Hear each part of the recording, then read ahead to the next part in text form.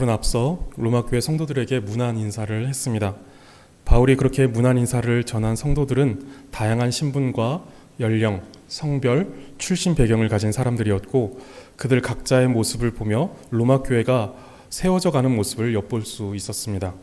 분명 로마 교회는 한 사람 한 사람의 은사와 섬김만으로 교회가 세워지지 않았고 이들이 그리스도의 몸된 교회를 세워가기 위해 많은 갈등과 문제들 앞에 서서 서로를 용납하고 이해하며 사랑하기를 힘쓰는 시간들이 차곡차곡 쌓여져 갔을 것입니다.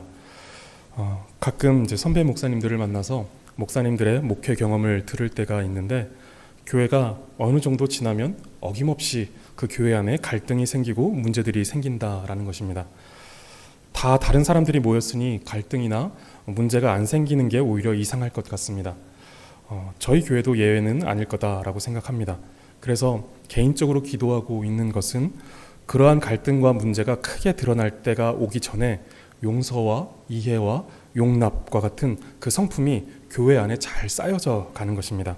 그래서 갈등과 문제가 생겼을 때 웬만한 것들은 넉넉히 품을 수 있는 넓은 마음이 교회 안에 그리고 우리 각 성도님들의 마음 가운데 준비되어 있었으면 좋겠다라는 것이 이제 개인적인 기도 제목입니다. 앞서 바울이 로마서에서 길게 다루고 있는 내용들로 보아 로마 교회는 모든 것이 평안하고 또 그저 기쁜 그렇게 그저 천국 같기만 한 교회는 아니었습니다. 그런 교회는 이 지상에서 만들어질 수 없을 것입니다. 로마 교회는 그저 그런 문제들을 가지고 갈등하고 고민하면서도 그것을 힘써서 이해하고 힘써서 용납하고 힘써서 사랑하려고 하는 모범적인 교회의 하나였을 뿐입니다. 그것이 이제 마지막 문안 인사에 어느 정도 이제 보여지는 것입니다. 그런데 오늘 본문에서는 로마 교회 안에 이렇게 믿음으로 교회를 세워나가려고 힘쓰는 사람들만 있었던 것이 아니라 교회를 갈라지게 하고 넘어뜨리려고 하는 사람들도 있었다라는 것을 말해줍니다. 문안 인사를 마친 바울은 편지를 그것으로 끝내지 않고 다시 한 번 더 마지막 권면을 하고 있습니다. 편지를 쓰면서 너무 강조하고 싶었던 내용이었기에 마지막에 다시 한 번 더 언급하고 넘어가려고 하는 것이 아닌가라는 생각이 듭니다. 바울이 마지막으로 당부하는 권면의 말씀은 17절에 보시면 교회 안에 들어와 하나님의 말씀을 거슬러 분쟁을 일으키거나 또 거치게 하는 자들을 살피고 그들에게서 떠나라 라고 하는 것입니다. 분쟁이라는 것은 떨어져 있는 것, 쪼개진 틈, 분열과 같은 의미를 가지고 있습니다. 교회 안에 들어와 하나 되게 하는 하나님의 말씀을 거슬러 성도와 성도 사이에 이간질을 하고 그 속에 그 사이에 불평과 불만과 미움과 같은 죄악된 요소들을 은근히 퍼뜨림으로써 교회를 갈라지게 하는 것입니다. 교회가 분열되게 만드는 것이죠. 그리고 거치게 하는 것은 걸려 넘어지게 한다라는 것인데 본래는 이제 짐승을 잡는 덫이나 함정을 파놓는 것을 말합니다. 그런데 그것을 우리의 신앙과 관련하여 사용할 때는 죄를 범하도록 놓아둔 장애물을 가리킵니다. 그래서 바울은 앞서 로마서 14장 13절에서는 이렇게 말했죠. 그런즉 우리가 다시는 서로 비판하지 말고 도리어 부딪힐 것이나 거칠 것을 형제 앞에 두지 아니하도록 주의하라 라고 이렇게 권면한 적이 있습니다. 이것은 믿음이 강한 자가 그 믿음이 연약한 자를 세심하게 살피며 그 연약한 자가 넘어지지 않도록 주의해라. 그 앞에 어떤 거치는 것이 놓여지지 않도록 주의해라. 그것을 치워줘라 라고 하는 내용이었습니다. 그러나 오늘 본문에서는 이것과는 조금 다른 차원의 문제를 다루는 것 같습니다. 본문 17절 후반부에 보시면 분쟁과 거치게 하는 자들을 살피고 그들에게서 떠나라 라고 말씀하고 있습니다. 바울이 앞에서 다루었다시피 우리에게서도 얼마든지 분쟁의 씨앗이 떨어질 수 있고 형제를 걸려 넘어지게 하는 일들이 나타날 수 있습니다. 교회는 이러한 연약함을 끌어안은 채 용서하고 용납하면서 구멍난 옷을 메어가듯이 누더기 같은 옷을 입고 있는 것이 교회의 모습이어야 합니다. 그런데 오늘 본문에서 바울은 주의하라는 권면이 아니라 살피고 그들에게서 떠나라 라고 말씀하고 있습니다. 여기서 살핀다라는 것은 군사적 용어로 사용되는 표현인데 보초, 정찰병, 정탐꾼 등의 의미를 갖습니다. 그래서 이 말은 정찰병 또는 정탐꾼이 무엇이든지 예사로 보아 넘기지 않고 자세히 주목하여 감시하듯이 비판적 시각으로 대상을 주목하고 감시하는 것을 말합니다. 그렇게 이제 서로를 살피라고 하는 것이죠. 그 교회를 살펴라라고 하는 것입니다. 그렇다고 모든 성도들이 서로를 그렇게 감시하라는 것은 아니고, 아마도 바울이 이렇게 말하고 있는 것은 거짓 교사들을 염두에 두고 말하는 것으로 보입니다. 당시 초대교회에도 이단들이 나타나 교회 안에서 거짓된 교리로 성도들을 미혹하였습니다. 유다서 4절을 보시면, 여기서도 보면 가만히 들어온 사람 몇이 있다라고 말하는데, 몰래 들어온 사람들이 있다라는 것이죠. 그런 이단자들이 교회 안에 있다라는 것을 유다서에서도 말하고 있고, 또 갈라디아서 2장 4절에서도 보면 가만히 들어온 거짓 형제들이 있다라고 말하면서 이들은 우리가 가진 자유를 엿보고 우리를 종으로 삼고자 함이로다라고 하면서 거짓 교사들이 교회 안에 가만히 들어와 몰래 들어와서 교회를 망가뜨린다라고 하는 것이죠. 죄의 종 노릇하도록 만들어버린다는 것이죠. 그리고 베드로후서, 제가 안 바꿨네요. 베드로후서 2장 1절인데, 베드로후서 2장 1절을 보시면 너희 중에도 거짓 선생들이 있는데 그들은 멸망하게 할 이단을 가만히 끌어들여 자기들을 사신 주를 부인하고 임박한 멸망을 스스로 취하는 자들이라 라고 말합니다. 초대교회 안에 이단들이 이미 몰래 들어와 교회를 흔들어 넘어뜨리고자 하는 일들이 있었던 것입니다. 그래서 바울은 교회 안에서 서로 사랑하되 맹목적인 사랑이 아니라 진리를 떠나고 또 하나님의 말씀을 외면한 채, 그것을 뒤로 감춘 채 사랑하는 것이 아니라 그 말씀 안에서 분별하여서 그 말씀을 따라서 사랑할 것을 권면하고 있는 것입니다. 그래서 사랑하되 진리로 서로를 살피는 것이 필요합니다. 이것은 단지 이단자들을 분간하여 교회를 이단으로부터 보호하기 위해서만 아니라, 이것도 너무 중요한 부분이고, 교회가 서로의 거룩과 경건을 돌아보며 세워주기 위해서도 필요한 부분입니다. 그렇게 교회의 거룩을 위해 말씀으로 살피고 돌아보는 일은 교회가 감당할 너무도 중요한 일입니다. 바울은 그렇게 살피고 그들이 이단적 교리와 사상을 가지고 교회를 분열시키고 거치게 한다면 그들에게서 떠나라라고 말합니다.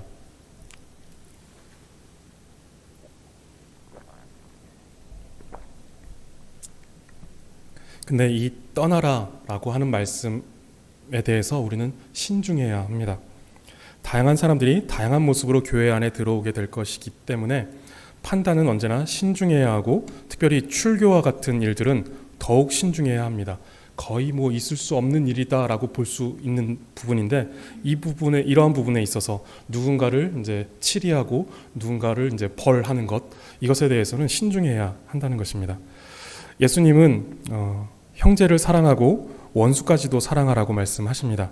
그 사랑의 범위에 이단에 속한 사람들은 제외라고 생각하지 않습니다. 그 사람들까지도 사랑의 범위 안에 들어온다라고 생각합니다. 다만 신중해야 하고 때로는 단호할 필요도 있다는 것이죠. 예수님은 형제가 죄를 범하였을 때 가서 1대1로 상대하여 그가 회개할 것을 권고하고, 그 말을 듣지 않으면 한두 사람을 더 데려가서 두세 사람의 증인으로서 그를 권고하고, 그래도 듣지 않으면 교회에 말하고, 교회의 말도 듣지 않으면 이방인과 세리와 같이 여기라 라고 말씀하십니다. 우리가 형제를 사랑하고 이웃을 사랑하고 원수까지도 사랑해야 하는 것은 너무 중요한 우리의 의무이자 책임입니다. 그러나 교회의 거룩을 위하여 죄에 대하여 말씀으로 권고하는데, 회개와 생명으로 돌이키도록 하기 위한 권고로서 기회를 주고, 그럼에도 돌이키지 않으면 교회의 거룩과 보호를 위하여 벌하라는 것입니다.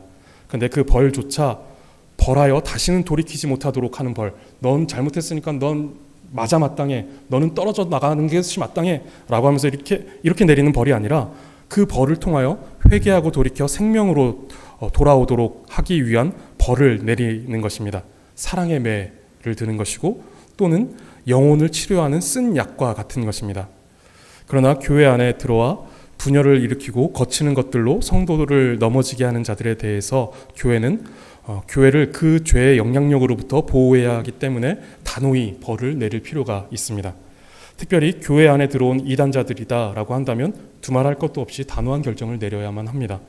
예를 들어 한때 교회 안에 숨어들었던 신천지와 같은 사람들이 오늘 우리 교회에도 이렇게 들어와 있다라는 것이 발각됐다라고 한다면 곧장 출교해야 할 것입니다. 단 그가 자신의 상황을 정직하게 말하고 악한 목적이 아닌 그 이단 교회에서 나와 회개하고 돌이키고자 찾아온 사람에 대해서는 돌아올 길을 차단해서는 안 될 것입니다. 그를 얼마든지 받아들일 수 있는 교회가 되어야 합니다. 바울은 이러한 거짓 교사들에 대해 주의하여 살피고 그들에게서 돌아설 것을 권면합니다. 그리고 그 거짓 교사에 대해서 덧붙여 말씀하는데 18절을 보시면 이 같은 자들은 우리 주 그리스도를 섬기지 아니하고 다만 자기들의 배만 섬기나니 교활한 말과 아첨하는 말과 아첨하는 말로 순진한 자들의 마음을 미혹하느니라 라고 말씀합니다. 이들이 애초에 교회에 들어온 목적은 하나님을 섬기고자 또 그리스도를 섬기고자 예배하고자 이렇게 찾아온 것이 아니라 자기들의 배 그리고 즉 욕망, 이익을 섬기고자 들어왔다라고 말씀합니다. 그리고 그리스도를 떠난 모든 사람들은 자기 욕망과 자기 이익에 사로잡혀 살아갑니다. 내가 그리스도를 자신을 부인하고 자기 십자가를 지고 그리스도를 따르지 않는 모든 사람들은 자기 유익과 자기 욕망을 따라서 또 자기에게 자기 자아에 지배되어서 살아가게 된다라는 것입니다. 그래서 바울은 그리스도를 따르는 것에 대해서 내가 십자가에 못 박혔나니 라고 말합니다. 그리고 예수님은 자기를 부인하고 자기 십자가를 지고 따라야 한다. 이것이 그리스도를 따르는 삶이다 라고 말씀하셨습니다. 그렇게 하지 않으면 우리는 자기 자아에 지배되어 버리고 자기의 욕망과 자기 이익에 이끌려 자기 배의 종이 되어 그것에 이끌려 다니게 되는 것이죠. 아무리 열심히 교회를 나오고 말씀을 읽고 기도를 해도 자기를 부인하고 자기 십자가를 지고 따르지 않으면 교회 안에 있지만 자기 배를 섬기는 자가 될 뿐입니다. 사실 이것은 굉장히 무서운 말씀입니다. 빌립보서 3장 18절과 19절을 보시면 여러 사람들이 그리스도의 십자가의 원수로 행한다라고 말하면서 그 사람이 누구냐라고 할 때 그들의 신은 배다라고 하는 사람들이 그러한 사람들이다라고 말합니다. 그러니까 많은 사람들이 그리스도의 십자가의 원수로 활동하는데 그들의 신은 배라고 말씀하고 이것을 바꿔 말하면 자신의 배를 신으로 섬기는 자는 곧 그리스도의 원수이며 십자가의 원수다라고 지금 말씀하고 있는 것입니다. 그러니 이것이 얼마나 무서운 말씀인지 모릅니다. 그래서 교회로 모이는 목적에는 다른 불순물들이 섞여서는 안 됩니다. 다른 불순물들이 섞여 들어온다라고 할 때 거기는 이제 자기 욕망, 자기 이익, 자기 자아 이것들이 살아나기 때문에 그렇습니다. 그래서 예배도 하고 물건도 팔고 하나님도 섬기고 선거에 한 표도 얻고 기도도 하고 인맥도 쌓고 하는 이런 다른 불순물들이 다른 목적이 우리 속에 조금이라도 섞여 들어오면 안 된다라는 것이죠. 이런 식으로 교회로 모이는 것에 다른 목적이 섞여서는 안 됩니다. 목적이 순전하지 못하고 섞여 있다라는 것은 그 신앙이 거짓되다라는 것을 말해주는 것입니다. 우리가 예수님을 정말로 진실되게 만났고 그분의 은혜를 우리가 참되게 경험했다면 우리의 소원은 오직 예수님으로만 가득하게 될 것입니다. 혹 그렇지 않더라도 우리의 연약함과 죄악됨 때문에 그렇지 못하다고 하더라도 예수님이 아닌 다른 목적을 가지고 우리가 교회에 들어와 앉아있는 것 자체가 불편하여 견딜 수 없을 것입니다. 그런데 거짓 교사들에게는 예수님을 섬기고자 하는 마음이 없고 그들이 교회에 들어온 목적은 온통 자기 배를 섬기고자 하는 것입니다. 그래서 그들에게는 교회가 분열되든지 말든지 함정에 넘어지든지 말든지 상관없고 자신들의 욕구만 채워지면 되는 것입니다. 꼭 이단적 교리를 가지고 들어온 이단자들 말고도 교회에는 여러 불순한 의도와 목적을 가지고 들어오는 사람들이 있습니다. 그들이 섬기는 분은 예수님이 아니기에 그들은 자신들의 목적을 이루기 위해서는 교회의 질서나 성경이 가진 교훈의 권위는 중요하지 않습니다. 그리고 여기서 더욱 주의해야 할 것은 그러한 사람들이 교회 안에 들어와서 사람들을 미혹할 때 노골적으로 자기 욕망을 드러내지 않는다라는 것입니다. 그리고 노골적으로 분열을 조장하거나 노골적으로 누군가를 넘어지게 하지 않는다라는 것입니다. 그러나 결과적으로 그들을 통해서 나타나는 그 열매에서 이제 그것들이 드러나는 것이죠. 결국은 교회가 분열되어지게 되고 결국은 누군가를 넘어지게 하고 하는 모습들이 그들에게서 나타난다라는 것입니다.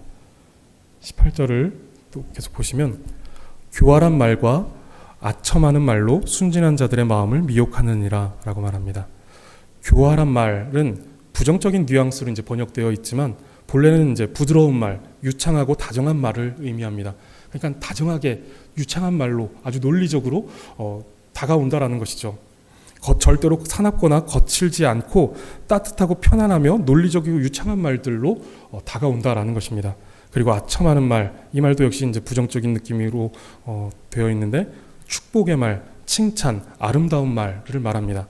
그러니까 칭찬은 고래도 춤추게 한다라는 이 책 제목처럼 칭찬과 온갖 듣기 좋은 말들로 사람의 마음을 사로잡는 것입니다. 사탄은 교회 안에 들어와서 교회를 무너뜨리려고 할 때 무서운 괴물로 와서 마구 큰 힘으로 교회를 두들겨 부시지 않고 매력적인 신사처럼 다가옵니다. 그래서 마치 개구리를 찬물에 넣어놓고 서서히 불을 지피면서 자신이 익어가는 것도 모르고 죽어가는 것처럼 사탄은 아름다운 말과 듣기 좋은 말들로 우리 가운데 스며들어 서서히 분열하게 만들고 넘어지게 하면서 자신들의 욕구를 채워갑니다. 이에 대하여 바울은 그들을 살피고 그들에게서 떠나라라고 권면하고 있습니다.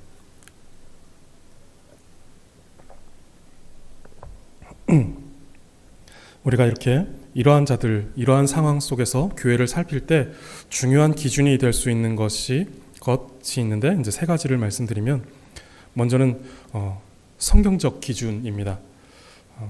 가장 우선되는 기준이라고 할 수 있습니다. 17절에서 바울이 지적하는 것도 보면 배운 교훈을 거슬러서 교회 안에 들어온 사람들이 있다라는 것이죠. 우리가 하나님의 말씀을 배웠는데 그것을 거슬러서 하나님의 말씀이 말하지 않는, 가르치지 않는 것들을 가지고 교회 안에서 이야기하는 것들을 주의해야 한다는 것이죠. 그것을 우리가 살펴야 한다는 것입니다. 그래서 교회를 살필 때 먼저 하나님의 말씀을 따르는가라는 것을 살펴야 하는 것이고, 또 우리가 교회를 살필 때 열매를 관찰해야 합니다. 열매로 나무를 알 수 있다라고 예수님께서 말씀하신 것처럼 누군가 교회에서 어떤 말을 하고 어떤 행동을 하는 것에서 교회에 분열이 있는지, 아니면 교회가 하나 되고 있는지, 또 그를 통하여서, 그의 말과 행동을 통하여서 그리스도가 높아지고 있는지, 아니면 어떤 특정한 사람이 높아지고 있는지, 이런 것들을 이제 우리가 살펴야 하는 것이죠. 그리고 세 번째는 동기를 살펴야 하는 것입니다. 문제를 제기하는데 책임은 회피한다든가, 말씀에 순종하기보다 옳고 그름을 판단하는 일에 힘을 쓰고, 또 교회를 사랑하기보다 평가하는 것에 더 활기가 넘치고 활력이 생기는가라는 것들을 이제 우리가 살펴야 하는 것이죠. 우리는 이러한 방법들로 교회를 살피고 거짓 교사와 같이 교회를 해치는 이들로부터 교회를 보호해야 합니다. 그러나 이러한 판단은 앞서도 말씀드렸듯이 개인의 판단이 아니라 최종적으로는 교회가 신중하게 판단해야 하고, 또한 벌을 내려야 한다면 벌 자체가 목적이 되지 말고 회복과 생명을 얻게 하는 것이 궁극적 목적이 되어야 합니다. 교회와 그리스도를 더욱 사랑하시기를 바라고, 그 마음으로 교회를 살피고, 또한 교회의 거룩과 형제의 신앙을 잘 지켜주고 보호해주고 세워나가는 교회가 되기를 바랍니다. 그리고 필요에 따라서 넘치는 사랑 안에서 벌을 내리는 그 과감함도 가지고, 또 사랑과 공의를 잘 실천하는 교회가 되도록 기도하시기를 바라겠습니다.